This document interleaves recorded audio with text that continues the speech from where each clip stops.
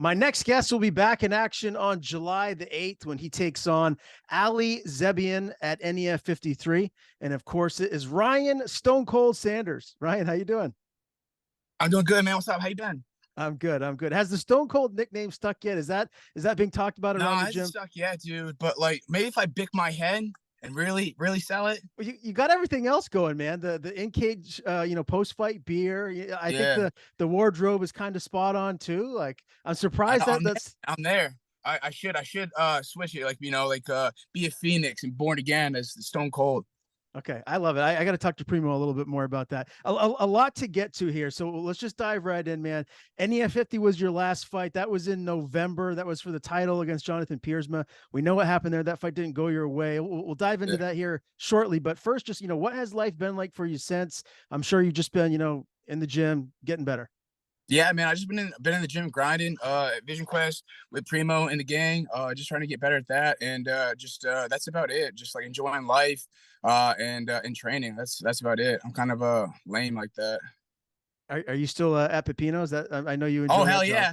Pino's Mexican restaurant, the best Mexican restaurant in the greater Bangor area. You guys gotta go there. I'm there Thursday, Friday, Saturday. I'm slinging burritos, margaritas, you name it, we got it. What's the best thing on the menu? Nothing. No, I'm just kidding. The fish tacos. I don't even like seafood, but our fish tacos are seriously amazing. They're delicious. Okay. And the drinks are good? Do you make any of Oh the yeah, they're drinks? stiff. If you have two, I promise you, you'll end up in the drunk tank. Well, geez, let's hope it's like at least a Saturday night if that's the case. So that's good, Yeah. man. Obviously, between your job and training, that's where a lot of your time goes. Obviously, you're family man as well. You got a beautiful little girl. How has that balance been with just everything, just trying to get your work in the gym and all the other? It's been hectic. It's been hectic. Because like I work nights, I train during the day, and then I have my beautiful daughter Ella when I can. So it's been a hectic thing actually, especially the last few weeks. Life has been a little bit hectic in that aspect, but I kind of thrive in chaos, so I enjoy it at the same time. So That's good, man. Let's talk about that Piersma loss. Obviously, that's not what you wanted to have happen. And at this stage of your career, let's face it, that was kind of a big loss. You needed to kind of get that win. How yeah, devastating was that? that was a sucker punch. That was a real sucker punch to the gut. Not that he actually hit me in the gut or hit me at all, but he's wrestling. He had a great game plan, man. Like he took me to my weakness. I thought my wrestling had gotten better. But it was just I allowed it. It was kind of on me. I allowed that mindset of grappling and trying to fight off my back, which I did early in my career. And obviously, I ended up losing that way, and that's why most of my losses are, to grapplers who can just hold me down. So it sucks. It was a gut punch, but like I feel like this game is kind of a journey, and if you don't learn from your mistakes, then you're kind of fucked. But it was a good learning lesson, and it made me realize that I still have that hole that I got to work on. So, but luckily, I have one of the best wrestlers out of New England, Julian Active Shooter Suros, and he's a straight killer, and he's been putting me through the paces. Obviously, as I just said, that fight was one that you really wanted to get in there and get a win. But you're 20-10 now as a pro. Where does this leave you right now in your career? Do you still have aspirations of getting into the UFC? Is it more Bellator, PFL? Like, I where's think your head at? like I mean whether like ideally I'd like to make it to any one of those, but I feel like if I make it to either Bellator, PFL, or UFC, it's still a legitimate career. Even if I don't, I still feel like I had a pretty solid regional career, man. I just like had some tough breaks and whatnot, but I feel like my credentials are good enough to get me at least one fight, in Bellator, PFL. Ideally, just to let them know that I think I'm one of the best fighters in New England right now, and I'd like the chance to prove that. But obviously, I got to beat guys like Piersma and shit like that. So it is what it is. Was Piersma the best wrestler you ever faced? Yeah, he really was, man. Like he was fucking legit. He was a stud. Like I'll give him that. He's a fucking stud. Hey, Piersma, you're a stud. I'll give you that. You can't fucking throw hands though. But yeah, he was a stud wrestler. He was strong too. He had really good wrestling hips. And he's just his top game is tight. He did a really good job of just holding me the fuck down. So Do you feel like at some point down the line there's a chance that you could run it back with him, or is that not something that I you're wouldn't thinking mind about? that. I wouldn't mind that. The thing is like in grappling, like in order for me to execute my game, I need a guy to actually move. You know, like grappling is all about like, you know, feeling your opponent's movements and shit like that and creating space. But that motherfucker didn't want to move at all. So that's why it's frustrating, is because he did not want to move or give me any space. He just wanted to hold me there, you know? So it's kind of shitty. But yeah, I'd love to run that shit back. So you mentioned your teammate Julian earlier, and I want to say this the right way, because I'm not trying to be like disrespectful in any way, shape, or form, because I've talked to you, I've talked to Primo, I know his wrestling credentials, but he's not as big as you or Piersma. He's fights at a smaller weight class. Yeah. Is that an issue as far as getting the Nah, wrestling because from Julian's someone? fat as fuck. Ask him about that. He out of season, man. That guy's like 160. He won't admit it. Julian, stop lying. But no, I mean, the thing is though, is like he has that wrestler strength. Like even though he probably walks around at like buck 60 or something like that, but he's just strong. Like he has that wrestler strength, and I mean, he feels like 190, 195 pounds when he's on top of me. Like when he gets body locks on me, it's embarrassing how he tosses me around sometimes. Like there's no video of it, and I won't admit it. But yeah, that motherfucker tossing me around sometimes, and it's not even fair. Most of the time he didn't say go, but no, like he's so good at what he does, and his fundamentals are so good that it's like wrestling a kid my size. Like it's literally like wrestling a 190-pound guy, because he's been in it. He's been doing it since he was knee high to a grasshopper. He placed nationals twice, and like he was second twice. Like the kid's legit, you know. So And so really what it is just like I get into a mindset of just accept it, you know, I accepted positions. I accepted, instead of fucking going and hitting my A or my B, he hit his A and then I accepted, or I hit my A and then he went for his B. And then I just kind of like ended up, because unfortunately I'm wired as a grappler first. So like, even though I know, hey, stop this takedown, I knew what he was doing. Like he fucking shot in. I stopped the first one. If you watch it, I stopped almost every single initial shot. I stopped, and then it was an agreement of letting him get into his next move and not shutting that shit down. It was mostly on me, It was just I just didn't show up. I didn't hit the shit I knew I needed to hit. it's a small cage too in the aura. Do you feel like it could have been different if you were in a larger cage where you can move around more? Absolutely, absolutely. Like that's one of the things Primo and I talked about immediately after, is the fact that that cage is set up for grapplers. Unfortunately, I mean, you take 3 steps and you're in the middle. So you take 3 steps forward, you're in the middle. You take 3 steps backwards, your back's against the cage. So it definitely is geared towards the grappler. So do you feel like your wrestling, your takedown defense, it's gotten significantly better since that fight? It's getting, I don't know about significantly better, but it's getting there. Like I'm always vastly, I feel like I'm improving over time and stuff like that. And like I said, I have the tools. It's just that like I just had an agreement. I made the agreement multiple times in that fight where I felt comfortable, like, in the first round, I should have hit things, but I was just like, all right, well, I'll play this round and play off my back. And then from there, it just snowballed where he was getting shit and I knew what to do. I just was a step behind, unfortunately, because I made that agreement to grapple. That's all it was. Is I just fucking made agreements I shouldn't have. Yeah. All right. Well, hey, it was a fun fight to watch. From a purist standpoint, right? Like, Yeah. we to see, oh, can you get back up to your feet? We knew what his game plan was. He wanted to get you right to the ground, so you were invested in it. If you were a hardcore MMA fan like myself, there cage side. Did you talk to him afterwards? Because you guys, there was some back and forth prior to the fight. Yeah, we talked real quick. I mean, it's been so long. Like, I mean, I just congratulated him and whatnot, and said, great job. You're a stud, and keep doing your thing. No heart. Like, obviously, I'm gonna talk shit. That's what I love about this sport is, you can say whatever you want, but you're at the end of the day, you get a chance to punch a guy in the face. So obviously, I'm gonna talk shit leading up to a fight because that's fucking fun for me. I think it's hilarious. And also like, it's a mental thing too. So obviously, I talk shit and he talked a little bit, but he backed it up more. So, tip of the cap to him, asshole. Is that some new ink you got right there? Is that Nah, it's been there for a minute. It's like my life mantra for the last couple of years: evolve or die. okay? It's the thing. It's like that's kind of how I live life: is continuously get better, or just die. Yeah, no, I've seen you post that a lot. Now you don't have social media anymore, right? Did you get Actually, rid I of just all brought that? it back, Ryan. I just brought it back.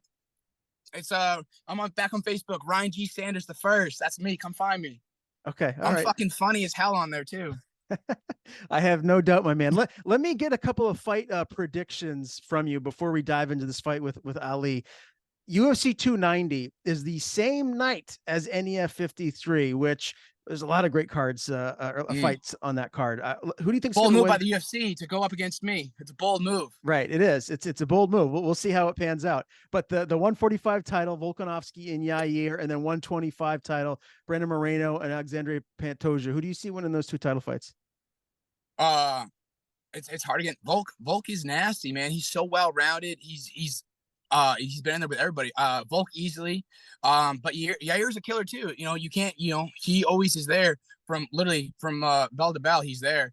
But yeah, and then Moreno's a stud, Yeah. dude. And the thing what I love about Moreno is he's a dog, and then not only that, but like he's gotten so much better. I mean, he got cut, busted his ass, came back, and he's well rounded. You can't go against the champ. I love Okay. Moreno. I love Moreno. That's kind of where I'm leaning to. Give me a fight pick between Jesse the Viking Erickson and Mo Kanani. That's one of the big fights. That's the headliner, I believe, for NEF 53. So Unless they changed it. I trained with Mo a little over a year ago, and I just actually got some rounds with Jesse. Jesse's an OG like me, man. He's been in the game for a long ass time, and Jesse is slick on the ground. You don't get to see it a lot. You get to see it a little bit, but like you don't get to see the layers of his game, his ground game. He's slick on the ground. Let me tell you what. He was putting me in shit like I only seen on YouTube, and then Mo's got some good hands. He's been in there with some tough guys too, but Jesse's a veteran and Jesse is slick, and I can't go against my boy Jesse. Jesse's Okay. got it, man. He's slick. You're going with the Viking. Jesse submitted, Josh Harvey, a longtime training partner of yours, which brings me to my next question. Have you talked to Josh? What is he doing these days? Josh has been busy. He's got a little girl now. So I think he's like, just enjoying dad life, he's just laying low, enjoying dad life. Is he training anymore? I think so. Honestly, I've been busy and he's been busy. Like I said, like with his daughter and stuff. I think he's just training a little bit. I think he's probably just laying low, trying to figure out his next move, honestly. Okay. Well, I haven't heard from him for a while, so it's good for him. He's got a little one to take care of. That'll definitely keep him very busy. Let's talk about, your upcoming opponent. This is a tough matchup. I mean, you look at his record, 9-3. Ali Zebian, he had a split decision win over Peter Barrett, who was in the UFC. So Yeah. that's a great quality win. How do you like this matchup stylistically when you look at it?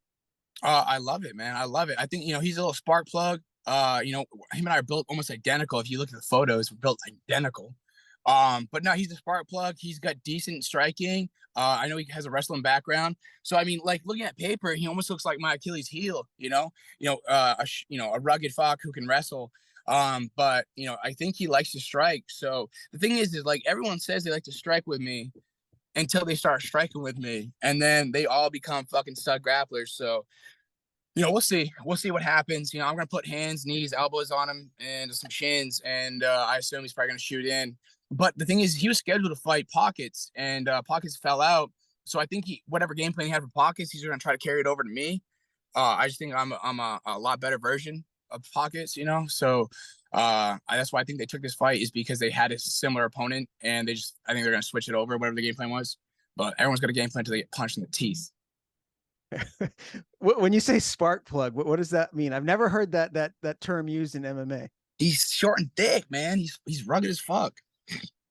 See, but you're saying that he's got the same body type as you? Oh, that's a goddamn joke, dude. I have no muscles. This guy's got muscles where muscles aren't even supposed to have muscles. Okay. It's not even fair. He's like the guy I would want to be if I was lifting heavy. Right. But I'm built like a fighter, He's built like a spark plug. And you guys are fighting at the same weight class here. Same weight, man. It makes no sense. It makes no sense. What is your weight at right now today? It's 187. 187.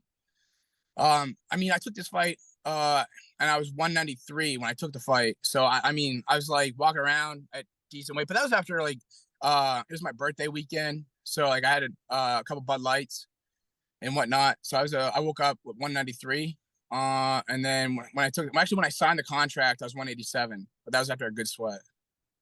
So the days of 55, those are still long gone. There's no chance. Yeah, I'll see 55 on my deathbed. That's next time I'll see that. Fair enough. I got to ask you too. Your upcoming opponent, Ali, he also fought Jacob Bone, who you beat. He actually lost to Jacob. Have you dissected that fight? Is there anything that actually that was the fight? I just watched that fight. And Bones built similar. In all seriousness, he's actually built similar to me. He's 6 foot. I'm 6'1". I just feel like Bone was giving some fits. The thing is with Bone would come in aggressively, but he'd come in aggressive with his hands down, and Ali would just counter real quick and stuff like that. But he was getting some fits on the outside. Obviously, the reach is going to be there all day. It just depends. Yeah, it was a good fight. I think Ali was winning that fight overall, but I think he gassed out because that choke was deep. That guillotine choke was deep. But I think he gassed out. And if I'm not mistaken, I think I have a few guillotine wins too on my resume. So we'll see what happens when he brings his neck in there. And now you've been in there with a lot of tough opponents. How do you feel like Zebian compares to some of the guys you've been in there? Is this going to be one of your tougher fights, or do you not think so? Well, I think absolutely. Yeah, I think it's gonna be a tougher fight, right? But every next fight's your toughest fight. But I mean, he obviously has the credentials. He's 9-3. He's beaten some tough guys, and he's been in there with some tough guys and whatnot. So yeah, it's a good matchup. It's a tough fight, and I'm looking forward. And that's the thing is like he's legitimate, and that's what I always wanted. That's what I always wanted. I told you this before. I need someone legitimate to get me hyped up, to bring out the best version of me and stuff like that. So the fact that he is legitimate makes me fucking want to beat his ass. To let him know, like, hey man, there's levels to this shit. Official prediction: how do you get it done? Second round TKO. Second round TKO. I like it, man. I can't wait for this one. Tell me, how many VQMT fighters are you expecting to have on this card? I don't want to get NEF upset and announce fights before they announce them, but how many guys do you think you're gonna right have? now? We got 4 guys right now. We got 4 guys signed. That's So got to be me, nice. me, me. Yeah. Okay. Yeah, oh fuck yeah, man! It's the fact that like the fight gods are letting me to like go to war with my boys.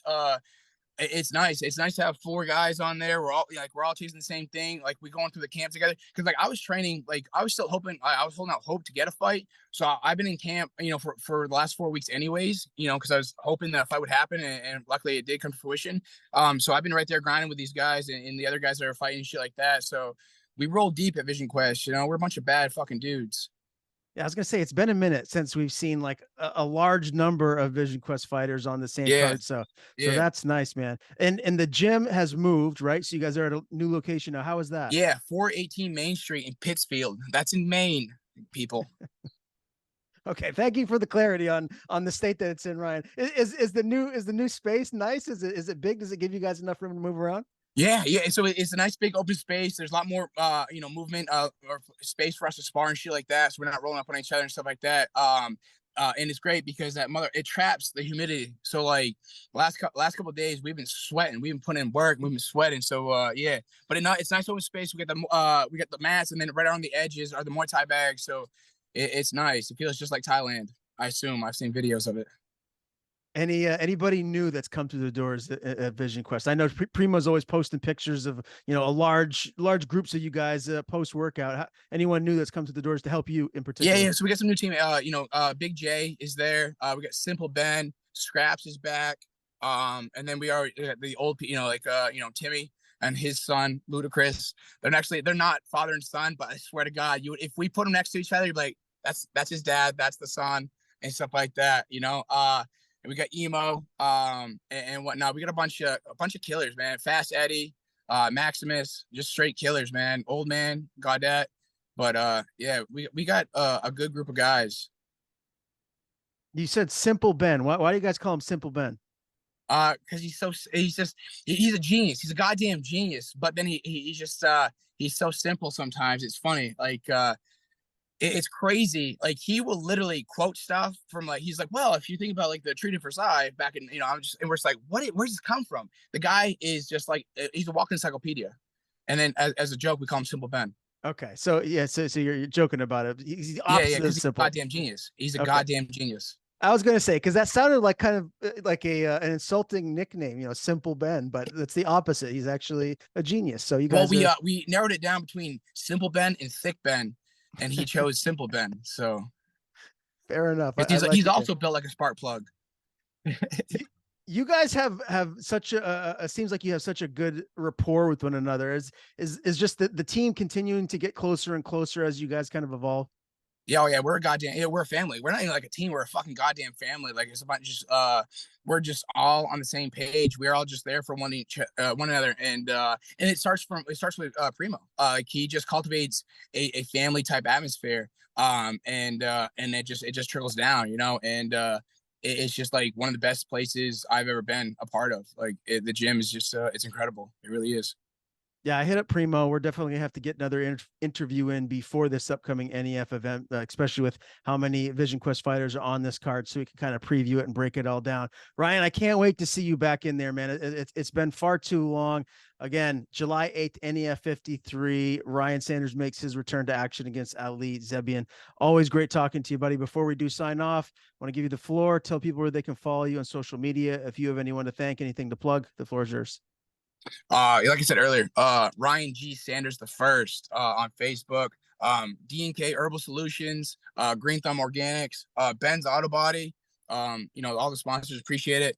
VisionQuest Muay Thai, and my head coach, Primo, for putting up with my bullshit and my shenanigans. All the guys, my teammates, like I said, Ludacris, his dad, Timmy, Fast Eddie, Julian, active shooter, Maximus, Chainsaw, Jay, Old Man, Emo, James, Simple Ben, Scraps, and that's it, man. Come check us out July 8th, man. We're gonna put on a fucking show.